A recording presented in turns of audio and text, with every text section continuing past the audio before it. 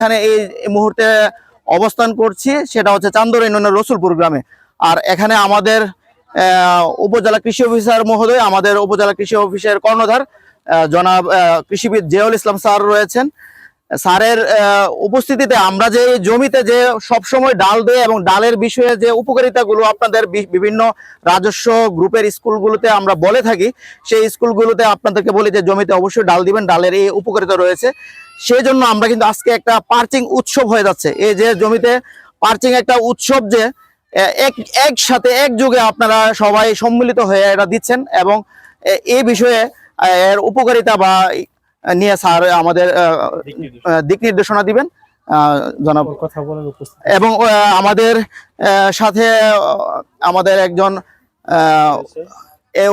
কৃষি সম্প্রসারণ অফিসার, আমরা খুবই লাকি। আমাদের এতদিন আমাদের এখানে কোনো কৃষি সম্প্রসারণ কর্মকর্তা ছিল না এবং স্যার খুবই আন্তরিকভাবে স্যারকে আমরা ইনভাইট করেছি এবং স্যার কিন্তু আপনাদের ডাকে সাড়া দিয়েছেন, স্যার এসেছেন। স্যারকে অত্যন্ত ধন্যবাদ জানাই, স্যার আমাদের এখানে এসেছেন। তো এই মুহূর্তে স্যার এই মুহূর্তে আমাদের উপজেলা কৃষি অফিসার মহোদয়ের কাছ থেকে আমরা কিছু শুনবো। আসসালামু আলাইকুম। আমরা সবাই কেমন আছি? কেন আসছেন সবাই এখানে? হ্যাঁ, তো এখানে তো আমি দেখি আমাদের কৃষক ভাইদের সংখ্যা একটু কম নাকি? না পিছনে আছেন না? কৃষক ভাই বোনেরাও আছেন। আচ্ছা, আপনাদের সবার হাতে দেখি ঢাল। হ্যাঁ, এই ঢাল কি করবেন? এর আগে কখনো জমিতে রোপণ করবেন না শুধু খুঁটি গাড়বেন? এর আগে কখনো এরকম করেছেন? হ্যাঁ, কারা কারা করছেন? হ্যাঁ, আচ্ছা, গুড। তাহলে যারা আপনারা ইতিমধ্যে এই কাজটা আগে করেছেন তারা তো জানেনই, আর যাদের জন্য আজকে নতুন তারাও জানবেন আসলে। আচ্ছা, আপনারা যারা আগে এই খুঁটি গাড়ছেন জমিতে, আমরা এটাকে বলি পার্চিং। তো এই পার্চিংটা যে খুঁটি গাড়ার কারণে এই খুঁটির উপরে পাখি এসে বসে। পাখি বসে জমিতে যে ক্ষতিকর পোকামাকড় থাকে ওগুলা খেয়ে ফেললে কি হয়? জমিতে ক্ষতিকর পোকামাকড়ের সংখ্যা কমে যায়। জমিতে ক্ষতিকর পোকামাকড়ের সংখ্যা যদি কম থাকে তাহলে আমাদের গাছে যে ক্ষতিকর পোকামাকড় আক্রমণ করার প্রবণতা থাকে সেটা কমে যায় না? আর সেই বিষয়টা যদি কম থাকে, জমি যদি আমার কম আক্রমণের শিকার হয় পোকামাকড়ের মাধ্যমে, কম রোগ বা ব্যাধি বালাই কম হয়, তাহলে আমাদের উপকার কয়টা দিক? এক, জমিটা ভালো থাকলো, ফসল ভালো হবে। আর তাৎক্ষণিকভাবে আরেকটা উপকার পাওয়া যায়, সেটা হচ্ছে কি, পোকামাকড় বেশি হলে আমরা কি করি? বিষ প্রয়োগ করি, তাই না? আমরা কি ওই পোকামাকড়কে ধ্বংস করার জন্য বা গাছটা যদি রোগাক্রান্ত হয়ে যায় গাছটাকে সুস্থ রাখার জন্য বিষ প্রয়োগ করি, যেটা আপনারা এক কথায় বুঝছেন যে বিষ। আমরা বলি বিভিন্ন ইনসেকটিসাইড, পেস্টিসাইড আমরা দিয়ে থাকি। তাহলে এটা দিতে কি লাগে? টাকা লাগে না? কি এটা ক্রয় করতে টাকার প্রয়োজন হয় না? এখন আমি যে মানুষ, আমার যদি রোগ ব্যাধি কম হয় তাহলে আমার কি চিকিৎসা খরচ কম না? রোগ ব্যাধি যদি বেশি হয় তাহলে এই জমিটাও তো একটা যত্নের জায়গা। তার মাধ্যমে আমরা কি পাই? ফসল পাই। তার যদি যত্নটা আমি ভালো মতো করি তাহলে কি আমার রোগ ব্যাধি তো কম হবে। তাহলে আমার জমি চাষাবাদ করতে যে খরচ সেটা কমে যাবে না? এই কীটনাশক বা বিষ প্রয়োগের খরচ কমানোর জন্য এই খুঁটি ব্যবহার করা হয় গাছে। এটা একটা জৈব প্রযুক্তি।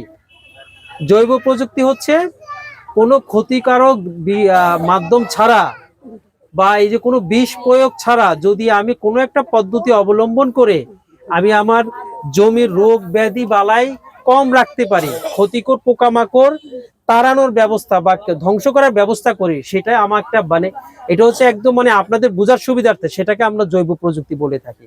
এটা জৈব প্রযুক্তি কেন? এখানে একটা পাখি এসে বসবে, সে একটা পোকা দেখবে, এই পোকাটা তার ক্ষতিকারক পোকা হলে সে খেয়ে ফেলবে। তাহলে ক্ষতিকর পোকাটা দমন হয়েছে, আমার জমি ভালো রইলো, কিন্তু টাকা খরচ হইলো না। শুধু লাগলো কি? একটা ঢাল লাগলো, তাই না? আচ্ছা, আমরা কি আশেপাশে আমাদের এখানে কোনো ঢাল দেখতে পাচ্ছি? কোথায় আছে? ওই দিকে আছে না? হ্যাঁ হ্যাঁ, ওই দিকে আছে, দূরবর্তী কিছু জায়গায় হ্যাঁ আছে। যাক, তাহলে বোঝা গেল এদিকের মানুষ অনেকে ব্যবহার করে। আর পাশাপাশি যেহেতু আজকে আমি উপজেলা থেকে আসছি, পাশাপাশি যখন শুনলাম যে আপনারা সবাই আছেন, সংখ্যায় আছেন অনেকে, তাহলে আমরা এই পার্সিং নিয়েও আমরা আপনাদের সাথে একটু কথা বললাম। এটা আপনারা তো খুঁটি গাড়বেন, আমরা এটা আমাদের ভাষায় আমরা এটাকে পার্সিং বলি আর কি। তো আমরা আর আপনাদের ভাষায় আপনারা কি বলেন? হ্যাঁ, ডাল ডাল আর কি লোকাল ভাষার কি ব্যবহার করে ওরা? গাছের ডাল দেওয়া। হ্যাঁ, তাহলে এইটাকে আমরা আমাদের জমিতে ব্যবহার করব। এই জমিটা কার? মেম্বার সাহেবের কেউ আছে এখানে? মেম্বার সাহেবের ছেলে। তাহলে মেম্বার সাহেব ছেলে, আপনার নাম কি? মামুন। ওনার নাম কি? মোহাম্মদ মামুন। আপনার কয়টা জমি আছে এখানে? কোথায় কোথায়? একসাথে 6টা। আচ্ছা, তাহলে মেম্বার সাহেবের ছেলে আছে। তাহলে মেম্বার সাহেব এরা হচ্ছে আমাদের জনপ্রতিনিধি। আমরা বিপদে আপদে তাদের কাছে যাই, তারা আমাদের কি করে?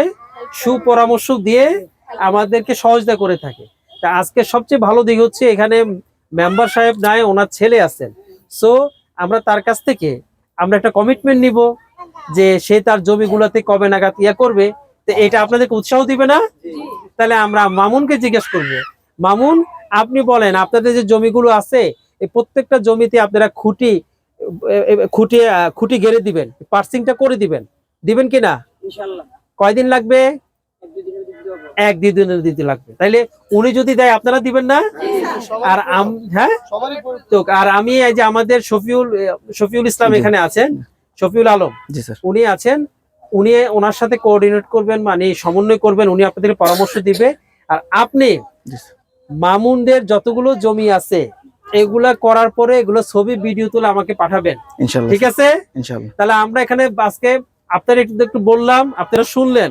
পাশাপাশি এই কাজটা যাতে আমরা অগ্রসর করতে পারি, আমরা একজনকে আইডল হিসেবে নিলাম, তাই না? যে মেম্বার সাহেবের ছেলে জমিগুলোতে লাগাবে, আমরা উৎসাহিত হব। পাশাপাশি আপনারা যারা এখানে আছেন, যাদের যাদের জমি আছে, তারা সবাই কি তাদের জমিতে এই কাজ করব? সত্যি করব তো? কেন করব? কার উপকার হবে? আমার উপকার হবে। আপনার যদি আয় খরচ কম হয় তাহলে লাভটা কার হবে? তবে হ্যাঁ, আপনাদের যখন হবে সেটা দেশের উপকারও কাজে লাগবে। তাহলে আমি আশা করব আপনারা আমার কথা বুঝতে পেরেছেন। কোনো কঠিন কথা বলেছি? খুব সহজ বিষয়। এবং আল্লাহ রাব্বুল আলামিন আমাদেরকে কিন্তু প্রকৃতির মাঝে কিভাবে আমরা ভালো সহজভাবে বেঁচে থাকতে পারবো, কিছু ভালো কাজ করার মাধ্যমে সহজে কম খরচে চাষাবাদ করতে পারবো, এগুলো আমাদেরকে এই পদ্ধতিটা আল্লাহ শিখিয়ে দিয়েছেন। কারণ ওইভাবে পাখি তৈরি করেছেন, ওই পাখির খাবার তাকে বানিয়েছেন, এটা একটা চক্র হিসেবে কাজ করছে। তাহলে আমরা আমাদের জমিতে ঢাল পুঁতে আমরা পোকামাকড় দমন ব্যবস্থায় ভূমিকা রাখবো। ঠিক আছে, ইনশাআল্লাহ। ইনশাআল্লাহ। সবাই ভালো থাকবেন। এখানে আসার জন্য আপনাদেরকে ধন্যবাদ জানাই, এবং আমরা আশা করব আমরা ভালোভাবে কাজটাও করব। আল্লাহ হাফেজ, আসসালামু আলাইকুম।